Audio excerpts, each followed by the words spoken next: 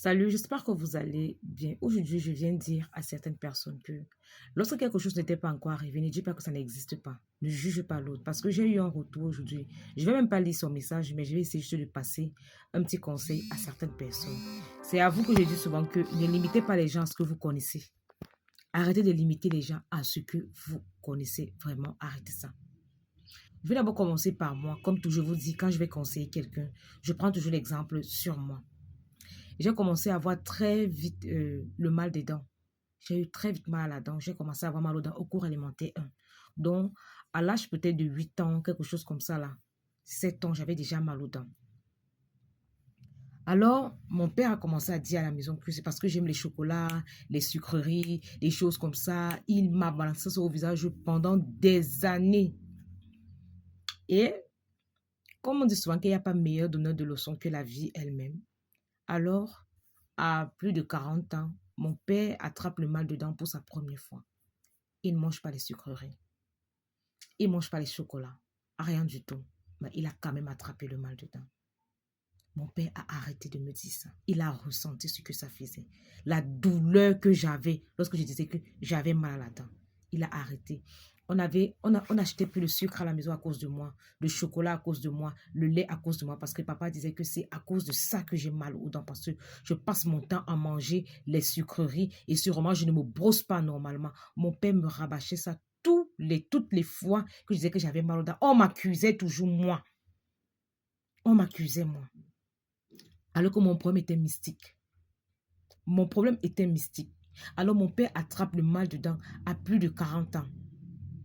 Mon père attrape le mal de dents à plus de 40 ans. Il a fermé sa bouche. On a remis le petit déjeuner à la maison, le chocolat, tout ça. Les gens ont commencé à manger normalement. Alors, comme je suis une enfant assez curieuse, et mon père disait souvent que je suis, effrontée. Mon père, il m'a dit que je suis très effrontée.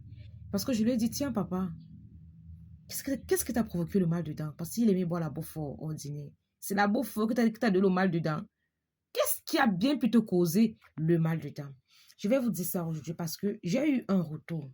Deux sœurs étaient venues chez moi. La grande sœur va amener la petite sœur en consultation. Et dans leur dispute, dans leur conversation, le reproche qu'elle faisait à sa petite sœur, c'est d'avoir porté la grossesse un peu tôt pour elle. Disait que, oh, les enfants de maintenant, patati, patata, elle est partie porter la grossesse, machin, machin, machin. Je suis restée tranquille. J'ai essayé de conseiller la grande en lui disant, oui, ta petite sœur est partie porter la grossesse. Je ne refuse pas, je n'encourage pas. Mais on ne porte pas toujours la grossesse parce qu'on aime le sexe, parce qu'on aime les hommes ou quoi que ce soit. Moi, j'ai porté la grossesse, je me suis rendu compte à 4 mois.